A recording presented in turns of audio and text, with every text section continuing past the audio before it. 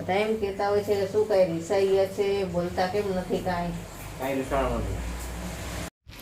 ચાલો દૂધ કેળા ખાવા. જમવાનું પતી ગયું, હવે બધાને દૂધ કેળા ખવડાવવાનું. આવો શું થયું? રિપેરિંગમાં દીધું છે. જો રિપેર કર્યો ને તો આવી રીતે રબર ભરાઈને આપ્યા છે. એવું સીધું જ મોબાઈલ હાથમાં લીધા ભેગું જ સીધું એવું જ કહી દીધું કે 10-15 હજાર તો થશે જ આમાં.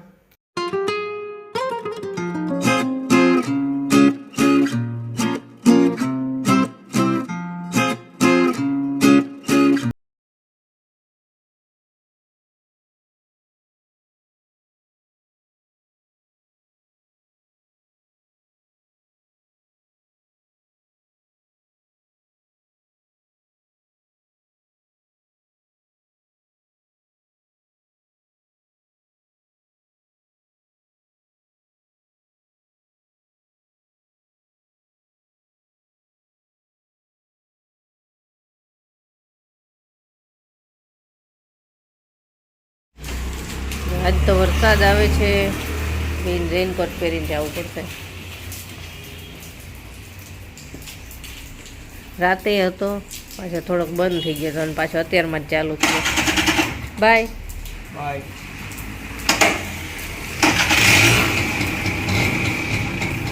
પકડીને બેસજો. બાય.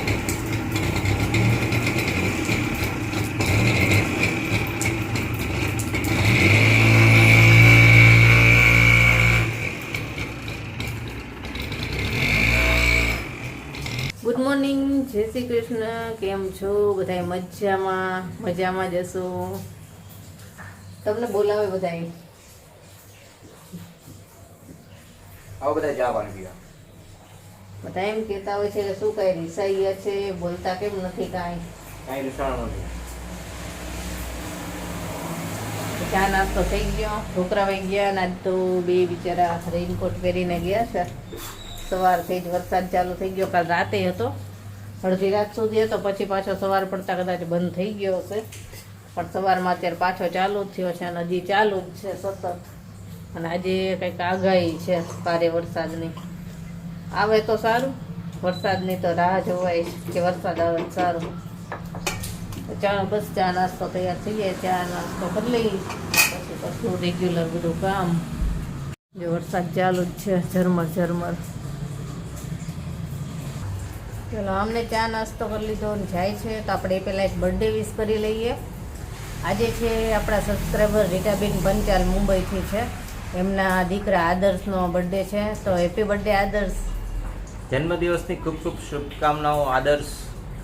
આવનારું જીવન તમારું સુખી અને નિરોગી રહે એવી શુભકામનાઓ.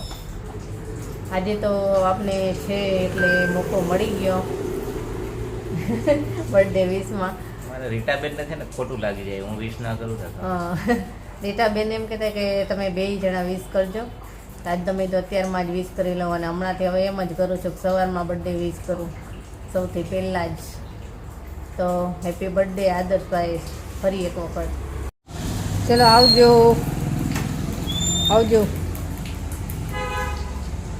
આ બાજુ આવજો. તો બધું કામ પતી ગયું અને વરસાદ તો જો આવજા ચાલુ જ છે આજે. તો હવે કરું છું રસોઈ, અને રસોઈમાં તો અત્યારે બનાવું છું રીંગણાનું ઢોસાવાળું શાક, રોટલી સાથે મરચી અને ડુંગળી ને એવું બધું કરશું, છાશ ને એવું. અને કેવીને ખીચડી જોશે, રસાવાળું શાક હોય તો થોડીક ખીચડી બનાવું. અને આજે છે ને મેં મસ્ત દૂધ કેળા બનાવ્યા છે. અત્યારે છે ને ફરાળમાં એ ખાઈને તો બહુ હેલ્ધી કહેવાય. દૂધમાં ખાંડ અને ઇલાયચી નાખીને ઉકાળી નાખ્યું, અને પછી ઠંડુ થયું એટલે એમાં કેળા કટિંગ કરી નાખ્યા અને ડ્રાય ફ્રૂટ્સ નાખ્યા. એમાં છે ને જેનીને કેવીને બહુ ભાવે, એટલે આજે એ ક્યારનું બનાવીને મૂક્યું છે મેં, ઠંડુ થાય એટલે આપું. ગરમ ખાઈ તોય મજા આવે, પણ ઠંડુ વધારે મજા આવે. તો ચાલો હવે રસોઈ કરી લઉં, અને ત્યાં તો છોકરા આવી જશે હમણાં. હાલો જમવા. રીંગણાનું રસાવાળું શાક, મરચી, રોટલી, ખીચડી અને છાશ. અને બધાય આવી ગયા છે. જો કેવીને આવી છે, જેની આવી ગઈ છે. ચાલો દૂધ કેળા ખાવા. જમવાનું પતી ગયું, હવે બધાને દૂધ કેળા ખવડાવવાનું. આવો બધા દૂધ કેળા ખાવા.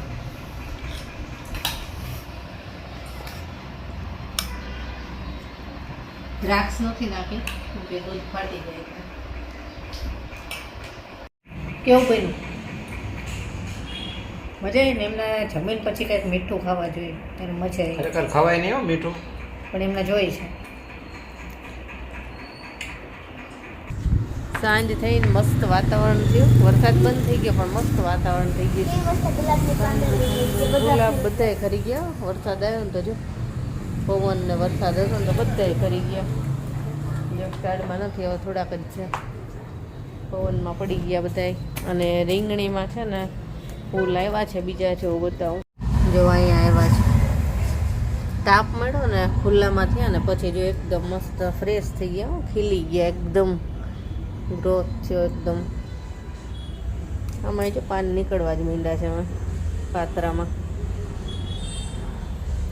તો અત્યારે હવે રસોઈ કરવાની છે. રસોઈમાં જઈએ તો આપણે બનાવશું ખાલી મસાલા ભાત, તીખા ભાત બનાવશું મસ્ત. અને એમાંય જો મીઠો લીમડો નાખે ને એટલે બહુ મસ્ત બને. એ ખાસ કરીને મારે આ ઘરનો ઉગ્યો છે નહીં. એવા મોટા મોટા પાન થયા છે ને તમે જુઓ, એટલે બહુ મોટા મોટા પાન. આ લીમડાની સુગંધ એટલી બધી છે ને કે તોડની તો હાથમાં સુગંધ રહી જાય છે. ઘણા બધા લઈ જાય છે આડોશી બધા. જો એક ડાળથી હું તમને બધા હું તોડીને કેવા મોટા મોટા પાન થાય ને આવડા મોટા પાન થાય. મસ્ત સુગંધ આવે. એટલે એ વઘારેલા ભાત બનાવે ને એમાં થોડાક પાન નાખીને લીમડાના તો બહુ મસ્ત થયેલા હોય. બે દાળથી લીધી જ છે વારે વારે, એટલે પાછું મારે આવવું નહીં.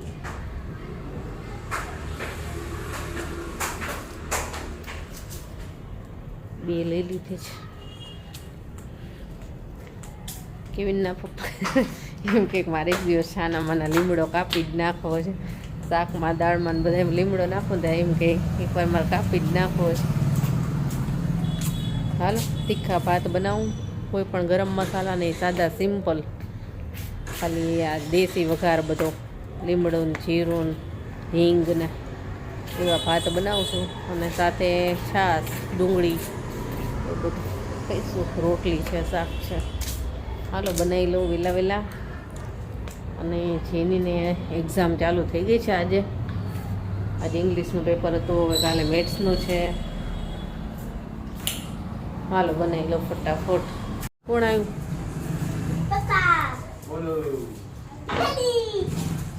શું થયું? રિપેરિંગમાં દીધો છે. કેમ નથી તારે? ફોનમાં હાર્ડવેરનો ઇસ્યુ હતો. એના પપ્પાના મોબાઈલમાં કાંઈ પ્રોબ્લેમ આવી ગયો છે. ચાલો જમવાનું તૈયાર છે. મસાલા ભાત છે, તીખા બનાવ્યા છે, ડુંગળી, લીંબુ, મરચી, રોટલી અને છાશ. આજે આને રમકડા કાઢ્યા છે. એક્ઝામ ટાઈમે જ એને બધું યાદ આવ્યો. અમથા ન કાઢે ને આજ કાઢ્યા છે. હાલ કેવી હાલો હાલો. જમીને ફ્રી થઈ ગયા. અને કેવિન જો મોબાઈલના કામમાં પડ્યો છે. એના પપ્પાનો મોબાઈલ બગડી ગયો હતો તો રિપેર થઈને આવી ગયો છે. અને હવે એમાં જે કંઈ કરવાનું હોય કામ એ કરે છે. જો રિપેર કર્યો ને તો આવી રીતે રબર ભરાઈને આપ્યા છે. 2-3 કલાક પછી જ આ કાઢજો એવું કીધું છે. ઓપરેશન થયું આજે એનું. એનું ઓપરેશન થયું ને આજે. કરાવવું નતું પણ કરાવવું પડ્યું. એક વખત ખુલ્લો ને મોબાઈલ એટલે પછી એમાં કાંઈક અંદર ફેરફાર થઈ ગયા હોય. ન કરવાના બધાય ફેરફાર કરી નાખ્યા હોય અંદર. અંદર ડેટા તો એ નથી રહ્યો. બધું વયું ગયું ને. કેવિન છે ને મોબાઈલ રિપેર કરાવવા ગયો તો આરે. એટલે એ કહેશે કે શું થયું હતું. એમાં ઓલી આઈસી આવે ને એ ખરાબ થઈ ગઈ એટલે એ બદલવી પડે એમ હતી.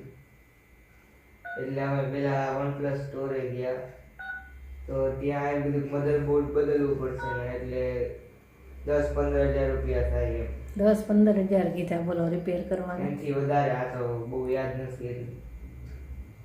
એટલે પછી અમે એક દુકાને ગયા તો અહીંયા પછી કીધું કે શું કહેવાય 2500-2600 માં થઈ જશે એમ. પછી ઓછા કરાતા 2400 કીધા.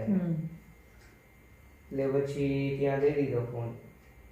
એ પૂજારામાં ગયા હતા ને ત્યાં સેમ વસ્તુના 4000 કીધા અને 3 દિવસ રાહ જોવાનું કીધું. ત્યાં મૂકવાનું કીધું 3 દિવસ, અને આ તો 2 કલાકમાં આપી દીધો કા. 2-3 જગ્યાએ ગયા હતા ને બધે અલગ અલગ ભાવ કીધા હતા રિપેર કરવાના. એટલે સૌથી પહેલાં જ્યાં ગયા ને ત્યાં તો કેવિનના પપ્પા કહે છે 10-15 હજાર થશે એવું, સીધું જ મોબાઈલ હાથમાં લીધા ભેગું જ સીધું એવું જ કહી દીધું કે 10-15 હજાર તો થશે જ આમાં. કેવિનના પપ્પાએ મોબાઈલ લઈ જ દીધો કે લાવો નથી કરાવો. પછી તરત બીજે ગયા, એમ 2-3 જગ્યાએ પૂછ્યો, એટલે સૌથી છેલ્લે કરાવ્યું ત્યાં કંઈક 2400 રૂપિયા કેમ કંઈક લીધું, પણ થઈ ગયો. અને પછી એ 2 કલાકમાં કરી દીધો. અને બીજે તો એમ કીધું 2-3 દિવસ તો થશે. એટલે 2-3 જગ્યાએ આપણે પૂછવી તો સારું રહી. સીધું એક જ જગ્યાએ આપણે પૂછીને જો આપી દઈએ તો કંઈક તો ખોટમાં જાય, નુકસાન થાય. એટલે આજ તો એમને આખો દિવસ મોબાઈલ વગર જ ગયો. મારે એવું થાય કંઈક કામ હોય ને ફોન કરું ત્યાં તો પછી યાદ આવે કે લ્યો મોબાઈલ તો બંધ છે, રિપેરિંગમાં આપ્યો છે. હા, એટલે રાખીએ આવું બધું. તો સારું, ચાલો હવે આજનો વિડીયો અહીંયા જ પૂરો કરીએ. કાલે મળીશું. Bye, good night.